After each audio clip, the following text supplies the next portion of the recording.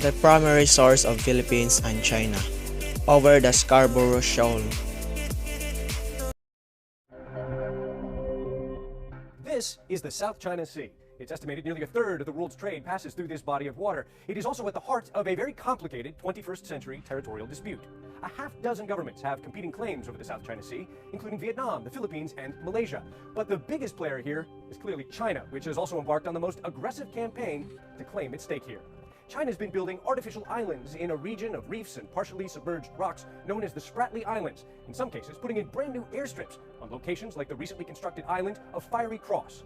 Here's what the island looked like before, and here's what it looks like after this impressive land reclamation project. And Beijing has been issuing warnings to other ships and planes to stay away from these man-made islands. It doesn't take an expert to see that the Spratly Islands are much closer to the Philippines than they are to China. So how is China laying legal claim to this territory? Well, Beijing offers up maps dating back to the early 20th century, which have since become known as the 9-Dash Map, a map that China has even begun printing in the pages of new Chinese passports. The Philippines disputes this, citing the United Nations Convention on the Law of the Sea. It has taken China to the Permanent Court of Arbitration at The Hague, but China has so far refused to attend these hearings, arguing that the court has no jurisdiction in this matter. The U.S. is supporting its longtime ally, the Philippines. In the last year, U.S. warships and warplanes have conducted several so-called freedom of navigation operations, ignoring Chinese warnings and traveling close to China's man-made islands. China opposes the U.S. operations, calling them a threat to peace and stability in the region. But Beijing's actions have also alarmed many much smaller nations in the South China Sea. Critics argue that China is building the case for its territorial claims by quite literally building islands in the sea. Ivan Watson, CNN, Hong Kong. On January 22, 2013, the Philippines initiated international arbitration against the People's Republic of China regarding its territorial and maritime dispute in the South China Sea known as the West Philippine Sea in Manila.